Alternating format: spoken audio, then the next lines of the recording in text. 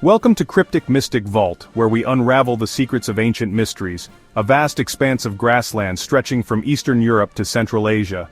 It was a realm of nomads where survival depended on horses, herds, and mastery of warfare.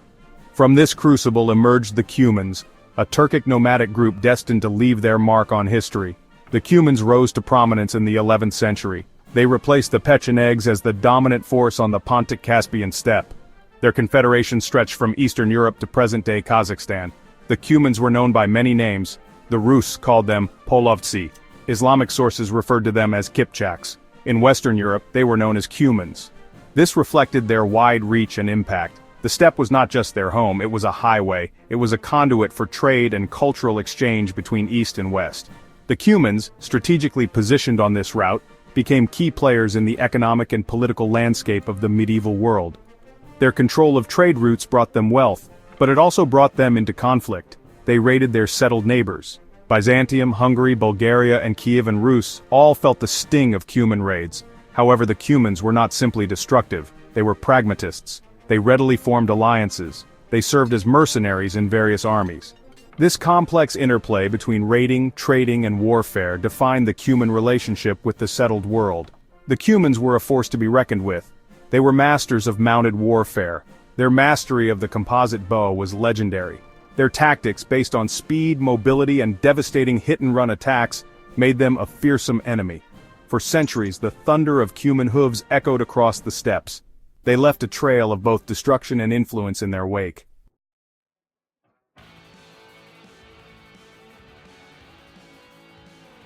The Cuman military was the embodiment of nomadic warfare at its finest. Their strength lay in their cavalry. They were masters of the saddle. Cuman warriors were trained from childhood to ride. They were skilled archers, capable of delivering accurate shots while on horseback.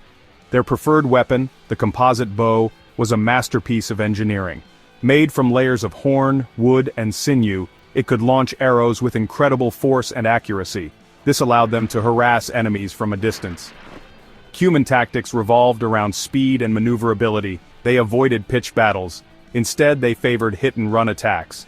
They would strike swiftly. Then they would disappear back into the vastness of the steppe before their enemies could react. This made them incredibly difficult to pin down. Their ability to cover vast distances was another key to their success. They could strike deep into enemy territory, sow chaos, and retreat before reinforcements could arrive. Cuman armies were highly mobile. They carried everything they needed. They brought their families and herds with them on campaigns. This gave them a logistical edge over their opponents. They were not tied to supply lines. They could operate for extended periods without having to return to base. This made them a constant threat. The Cumans were masters of psychological warfare. The sudden appearance of a Cuman raiding party could spread terror through entire provinces. Their reputation as fierce warriors preceded them.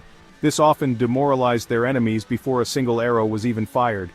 The Cumans were not just skilled warriors, they were strategic thinkers. They understood the importance of terror as a weapon. They used it effectively to achieve their goals.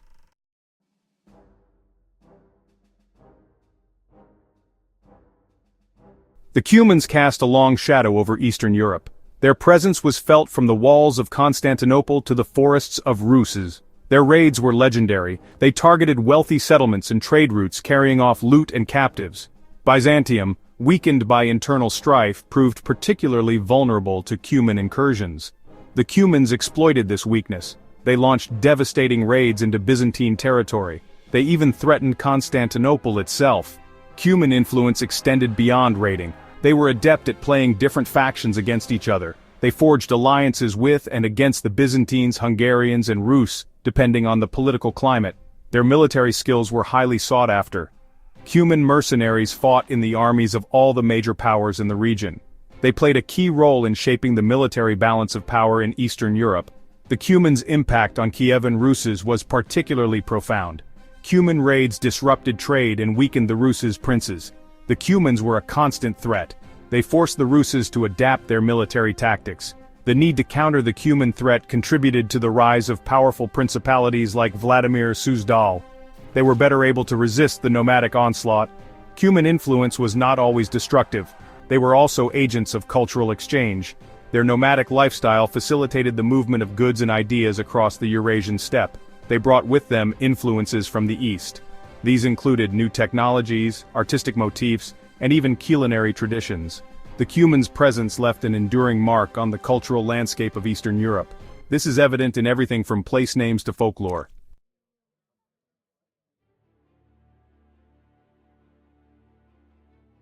The Mongol conquests of the 13th century sent shockwaves across Eurasia. The Cumans were no exception.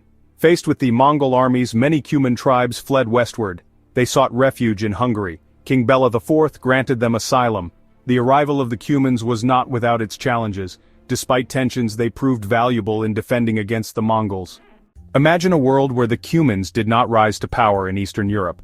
Without their influence, the balance of power in the region would have shifted dramatically. The Mongol invasions might have faced less resistance, leading to a more extensive Mongol empire in Europe. This could have altered the course of European history, potentially delaying the Renaissance and changing the cultural and political landscape of the continent.